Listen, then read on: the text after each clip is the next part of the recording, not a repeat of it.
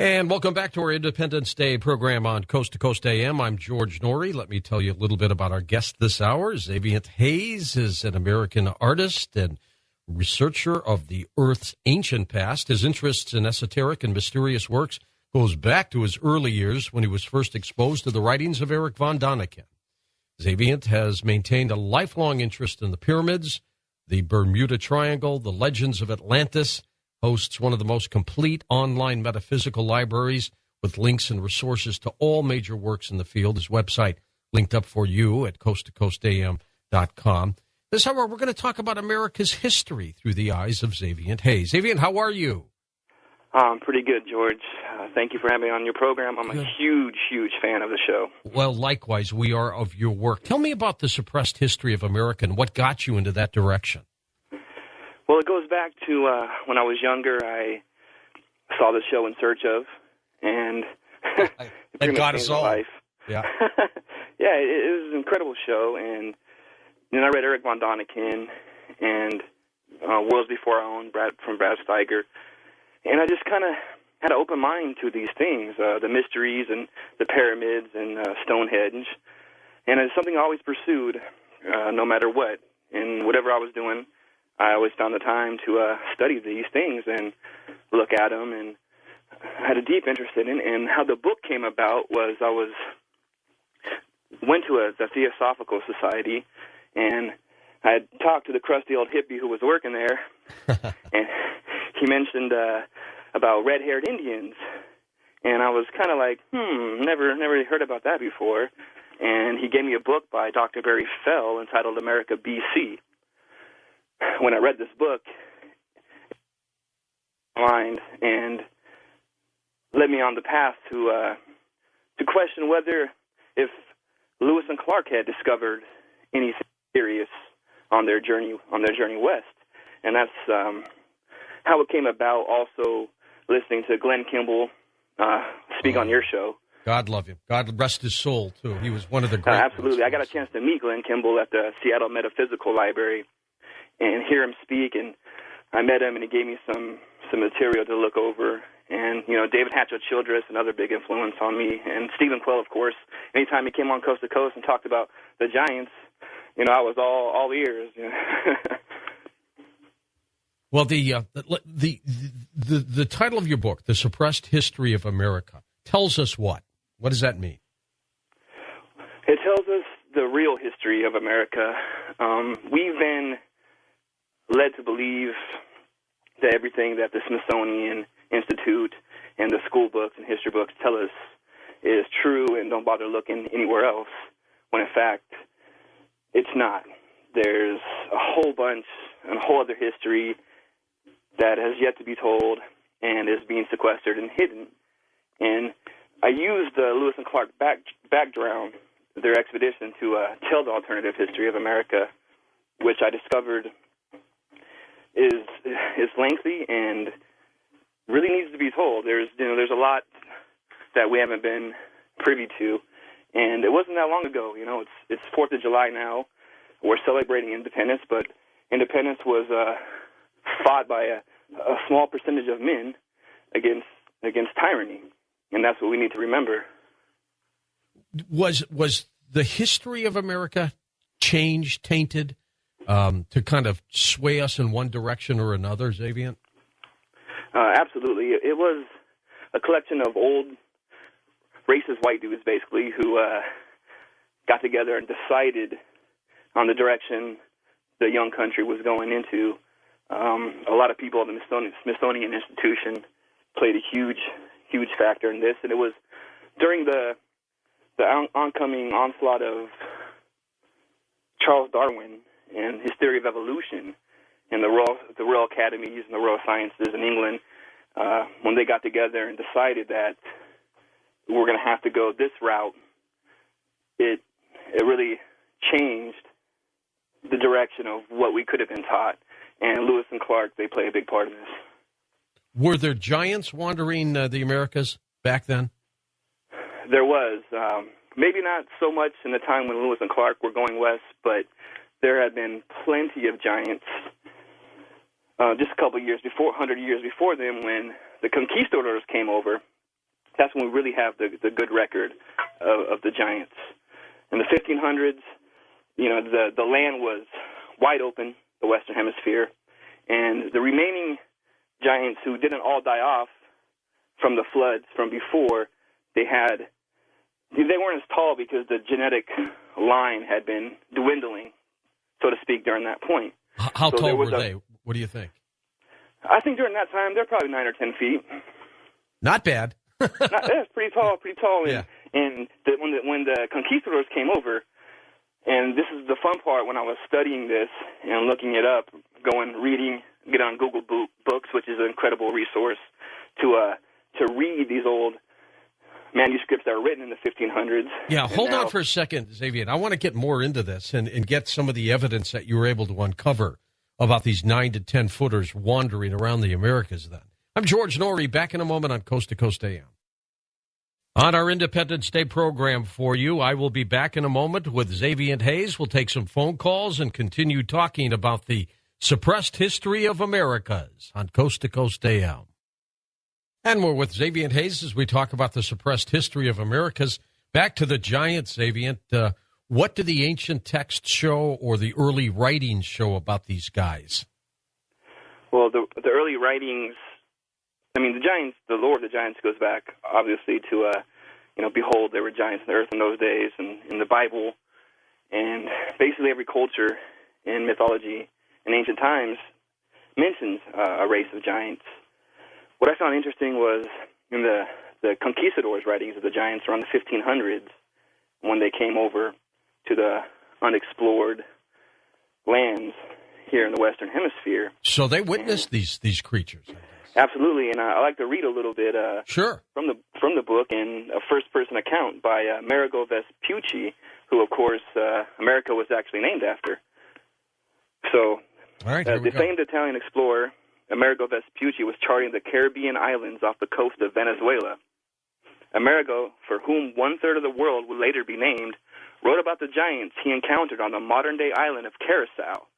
Recounting this experience, Vespucci writes, "We landed to see if we could find fresh water, and imagining that the island was not inhabited because we saw no people, going along the shore we beheld very large footprints of men on the sand, and we judged if their other members were of corresponding size, that they must be very large men. As Vespucci and his men ventured into the island jungle," he writes, "we discovered a trail and set ourselves to walk on it 2.5 leagues inland. We met with a village of 12 houses, in which we did not find anyone except 5 women, 2 old ones and 3 girls so lofty in stature that we gazed at them in astonishment. Vespucci and his men were invited to eat and drink. While doing so, they formed a plan to kidnap the 3 exotic girls. But their plans dissolved quickly when the giant men of the village returned. In a state of anxiety, Vespucci recalls, while we were thus plotting, 36 men arrived who entered the house where we were drinking, and they were of such lofty stature that each of them was taller upon his knees than I was when standing erect. Wow. And that were so well built, it was a famous sight to see them. They were of the stature of giants in their great size and in their proportion of their bodies, which corresponded with their height. When the men entered, some of our fellows were so frightened that at the moment they thought they were done for. The warriors had bows and arrows and tremendous oar blades finished off like swords. When they saw our small stature, they began to converse with us to learn who we were and whence we came. We gave them soft words for the sake of amity and replied to them in sign language that we were men of peace and they were out to see the world. In fact, we judged it wise to part from them without controversy. And so we went by the same trail at which we had came. They stuck with us all the way to the sea and until we embarked. Vespucci and company made it safely back to their boats and fired off a few shots from their guns. The frightened giants scattered back into their villages, and Vespucci sailed away. He promptly named Curacao the Isle of Giants." That's a great story. Can you imagine had they stolen off with the 3 women, what would have happened to them? Whoa. Yeah, it would have been amazing. Maybe they would have been able to bring them back to the royal kings and queens and preserve them. The problem is that, once the conquistadors came, it was a free-for-all, and most of them, unfortunately, died out or were killed. By the time that Lewis and Clark came around, there was really nothing left. And they were spotted all over, from Texas, up at the Coronado River. Pineda was another conquistador explorer who found a giant tribe living in the Coronado River. Colorado River, and was impressed by all the gold they wore, and he actually made friends with them. He didn't kill them for their gold, and he wrote about them. And there's tons and tons of evidence of giants. People take the time to look in what the conquistadors wrote. In Mexico, the same thing. You know, they were finding big old giant bones and actual real giants coming in from the village to converse. That's a great story. Could these stories of Bigfoot, Sasquatch be these giants by any means? I don't think they're giants. I think they're just another part of the untold history of the Earth. Okay. The Bigfoot and the Sasquatch. From growing up in the Pacific Northwest, I grew up with the almighty Bigfoot legend. You know, as a kid going camping, you had to shake the rocks in the can to let Bigfoot know you were here. And my father actually, you know, he was a land tracker. He found many instances where he came across Bigfoot. He made the markings of the feet, the enclosures of the feet, and according to family legend, the FBI showed up at my grandfather's house in the late 70s and took them all and said, we'll give you a call. And I heard back from them. Jeez. Now, the Lewis and Clark expedition. Tell me about Meriwether Lewis. What happened to him? Well, Meriwether Lewis was born on the family farm August 18th, 1774 in Locust Hill, Virginia, which is just miles from Jefferson's Monticello. Lewis's grandfather was a land surveyor and close friends with George Washington, and he was a real blue blood. He practically was raised by Thomas Jefferson, and he was his prodigy. When Meriwether Lewis came of age, he was Thomas Jefferson's private secretary, and he was a learned and educated man. His first experience with war and becoming his eventual calling was when he joined the Army and served under General Wayne during the Battle of Fallen Timbers. Now, Battle of Fallen Timbers was how he wrestled the future sites of Ohio, Chicago, and Detroit from the Native Americans. And this is also where he met Clark for the first time. What happened to him eventually? What happened to Lewis? Yeah. Well, he was murdered. He joined the expedition, which was started by Thomas Jefferson to find a route to the Pacific. When they got the deal, the greatest deal in history, which was for St. Louis and New Orleans, they went west. They got together and they went west, and they discovered a lot of things, and no one even expected them to come back. And when Meriwether Lewis came back, he was appointed to be governor in St. Louis, which St. Louis was the Wild West of his time, the most dangerous place basically in the world. Was it really? It was free-for-all, super dangerous. Meriwether Lewis was actually the first. He was a master mason, 33rd degree, and he actually opened the first Masonic lodge in St. Louis. But the people who he replaced, they weren't friendly people. General James Wilkinson was the governor until Lewis showed up and kicked him out, and Wilkinson was conspiring with John Smith T. They were lead barons, and they had the biggest lead mines in St. Louis, and they were conspiring to take out Mexico and with Spain overthrow the government. These were wicked men, and Meriwether Lewis came and messed up their plans. Well, now, when they finally did him in, were they arrested or did they get away with this? Yeah, no one was arrested, and they got away with it because they concocted the whole notion that Meriwether Lewis committed suicide. I mean, he was basically America's first cold case, and the whole idea of the, depressed artist, and, he was so sad, and he was depressed, and he was crazy, so he committed suicide. That basically stems from the murder of Meriwether Lewis. And what we think we know about his suicide was written by General Bailey, who was a close friend with Thomas Jefferson.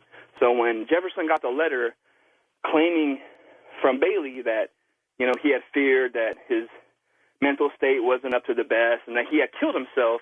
Thomas Jefferson believed it, and therefore there was no real investigation. Everyone just kind of thought, his mind took over and he killed himself. But what we know today is that's not even true, because the letter that Bailey supposedly wrote was actually forged. So it wasn't even a real letter.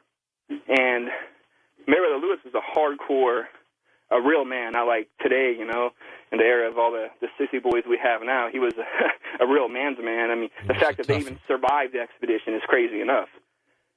So the fact that he would shoot himself twice and cut himself up to kill himself, it don't make any sense to me. It's important to also understand that the history of the Americas is so dramatically different than from all of us that we've been told. Even Columbus truly wasn't the first to discover the Americas, was he? No, Columbus was not. Columbus was actually privy to ancient Phoenician maps, and they knew all the riches and that they could find over here. So he was able to convince the king and queen, based on those maps, obviously, because there's no way they would let him go if he didn't have something to show. So he had basically come over here looking at where the gold was and, going off the Phoenician maps. And the Phoenicians, of course, have begun coming here for many, many, many years. The Egyptians had come all the way up the Mississippi into Illinois to mine the gold and the copper. The Mandingo ships from Africa, a big Nubian presence, had made it all the way to South America. They found evidence of smoking pipes. Ivan von Sertima pointed this out in his great book that came before Columbus. A lot of, it's just basic common sense, that we've been taught to think as the oceans has barriers when actually they're freeways. Prince Madoc, another legendary character, he came over here in the 1100s up the Gulf Coast of Mississippi. He was from Wales, and they have found numerous settlements around Fort Chatsworth, Georgia, and up the Mississippi showing ancient Welsh fortifications. And well, there's also some talk, Xavier, that King Solomon's treasures might be hidden away somewhere in North America. Have you stumbled across anything that might prove that or show that? Yeah, I remember Glenn Kimball talking about that. And yeah. I believe there are mines. Absolutely, there are mines that ancient peoples, from the Phoenicians to the Egyptians to who even knows who else, had been mining. I wouldn't go as far as to say they're actual King Solomon's mines. They try to say that in Jordan they found King Solomon's mines as well. But there were definitely some mining going on. I mean, one of the sites that Lewis and Clark just missed was the mound structure, Cahokia Mound, around St. Louis, actually. That's right. One of the biggest mounds in the world. They found huge copper melting areas recently discovered, and they also discovered that underneath the mound lay about 40 feet of concrete or some kind of stone structure that lays underneath, and they don't even want to dig that up, and they're not even interested. They found the old mining facilities, and it's Stone Age, and it's ancient. And once they come across things like this, they just kind of back off. And why did they back off? Because it's sacred, or they just don't want to investigate?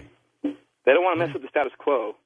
You got to understand that John Wesley Powell, who was one of the first people. He was in 1879. He was named director of the Smithsonian Bureau of American Ethnology. Okay, one of the founders of the Smithsonian, and when he got together with his crew, and these are all rich old white guys. They're all racist. They were all interested about the Aryan race. These views were shared by the railroad baron Lewis Henry Morgan, finance lord and museum magnate George Foster Peabody, the publisher Ward Putnam. They all worked tirelessly to produce scientific rationale for segregation and the mistreatment of Native Americans and the early presence of African American explorers as well. These guys got together and they destroyed the mounds, and they went through the mounds, and whatever that didn't fit into the timeline that they themselves were creating, they destroyed, and the giants are part of that. It's what they did, and they're responsible for this, even though we're taught to think that the Smithsonian is like the protector of all knowledge. It's anything but that. It's an institution where they dictated a false view of American history, and they keep and hide and sequester any evidence that doesn't jive with what they're trying to get across. Here we are, 235 years old. What are they going to write about our history 235 years from now? What do you think?